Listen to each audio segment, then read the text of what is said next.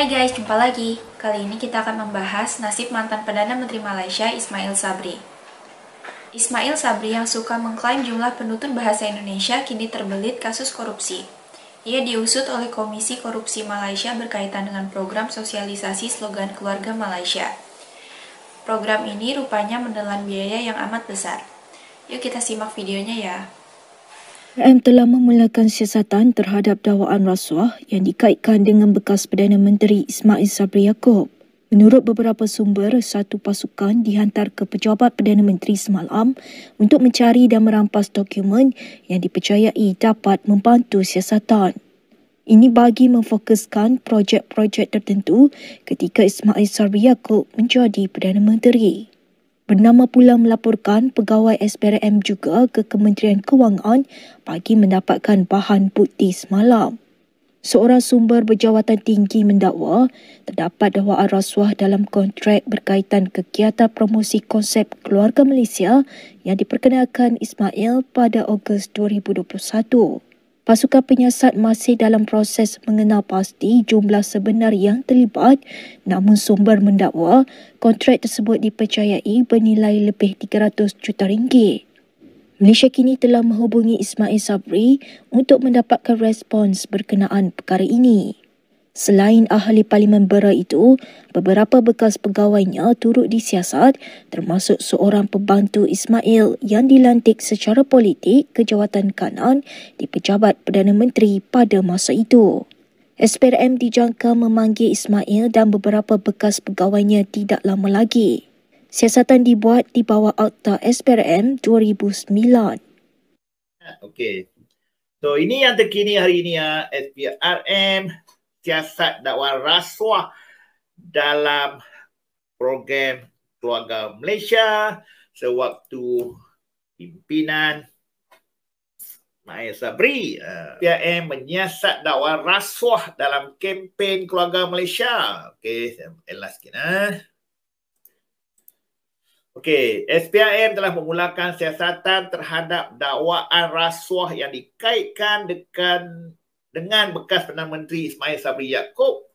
Menurut beberapa sumber, satu pasukan telah dihantar ke pejabat Perdana Menteri hari ini untuk mencari merampas dokumen yang dipercayai dapat membantu siasatan yang memfokuskan projek-projek tertentu ketika Ismail Sabri menjadi Perdana Menteri. Bernama pula melaporkan pegawai SPRM juga ke pejabat kementerian bagi mendapatkan bahan bukti itu. Okey. Satu sumber jawatan tinggi mendakwa terdapat dakwaan rasuah dalam kontrak berkaitan kegiatan promosi konsep Keluarga Malaysia. Salah seorang yang disiasat adalah bekas Perdana Menteri era Keluarga Malaysia Ismail Sabri. So, siasatan berkaitan rasuah dalam pengaduan kontrak untuk papan iklan Keluarga Malaysia dan bahan kempen yang lain. Itulah pasukan menyiasat masih lagi dalam proses mengenal pasti jumlah sebenar yang terlibat. Namun sumber mendakwa kontrak tersebut dipercayai bernilai lebih 300 juta ringgit. Itulah kami rancang. Okey. SPRM dijangka akan memanggil Ismail Sabri dan beberapa pegawainya tak lama lagi. So, beliau dikatakan baru saja pulang daripada menunaikan umrah dan akan dipanggil untuk siasatan oleh SPRM. Okey, ya. Begitulah guys berita mengenai kasus korupsi Ismail Sabri. Ismail Sabri disebut-sebut juga terlibat dalam manuver untuk menggulingkan Perdana Menteri Anwar Ibrahim lewat rencana yang disebut sebagai langkah Dubai. Selanjutnya kita lihat lagi upaya Sabri untuk mengklaim bahasa Indonesia ketika ia masih menjadi Perdana Menteri.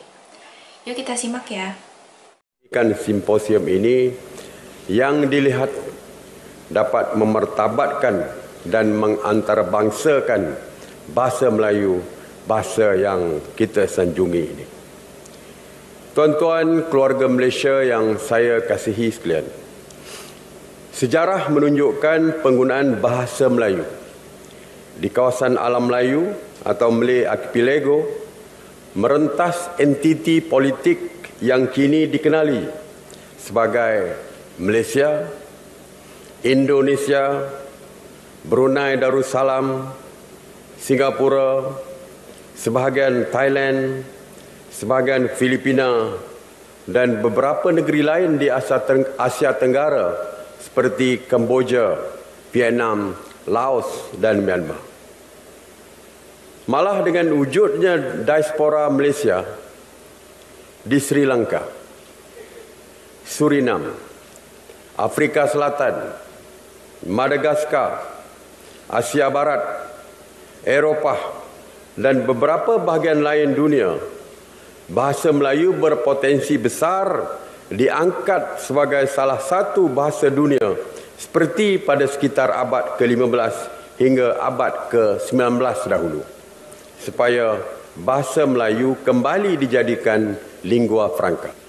Dan ia diyakini boleh dijadikan salah satu bahasa rasmi ASEAN.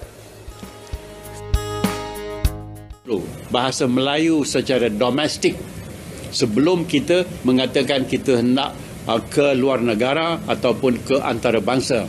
Namun pembelajaran bahasa Melayu secara mendalam menerusi sastra, menerusi budaya perlu terus berada di beberapa universiti ulung di luar negara, seperti di Leiden, di Frankfurt, di Tokyo, di China dan sebagainya. Kerusi-kerusi bahasa Melayu yang ada diisi cepat supaya dapat kita bersama dengan Indonesia, menyentuh mengenai usaha menjadikan bahasa Melayu sebagai bahasa kedua ASEAN. Menurutnya, titik persefahaman antara bahasa Melayu dan bahasa Indonesia perlu dicari dalam memastikan kemajuan serantau dikecapi. Beliau berkata demikian dalam sidang media mesyuarat meja bulat pemartabatan bahasa Melayu di Dewan Bahasa dan Pustaka. Mesyuarat tersebut dihadiri 35 badan bukan kerajaan khusus berhubung draft pindaan Akta DBP 1959. Cadangan penggunaan bahasa Melayu sebagai bahasa rasmi kedua ASEAN tidak seharusnya dipanjangkan. Tan Sri Anwar menjelaskan penggunaan bahasa Melayu yang dimaksudkan Perdana Menteri Datuk Seri Ismail Sabri Yaakob bukan sahaja yang dituturkan di Malaysia. Sebaliknya, bahasa Melayu yang turut dituturkan di Indonesia dan beberapa negara lain. Tapi ini bukan soal jumlah orang yang menuturkan bahasa itu, kita kata, tapi jumlah negara yang menggunakan bahasa yang berasaskan kepada bahasa Melayu. 2 hari lalu, Menteri Pendidikan, Kebudayaan, Penyelidikan dan Teknologi Indonesia, Nadiem Anwar Makarim, menolak usul Malaysia untuk menjadikan bahasa Melayu sebagai bahasa rasmi kedua blok ASEAN. Jumaat lalu, Perdana Menteri berkata Malaysia dan Indonesia akan terus memperkasakan bahasa rumpun Melayu agar dijadikan sebagai bahasa ASEAN. Begitulah guys, upaya Ismail Sabri untuk mengklaim bahasa Indonesia dan mengusulkan bahasa Melayu sebagai bahasa ASEAN. Upaya itu gagal total karena pemerintah Indonesia menolaknya dengan tegas.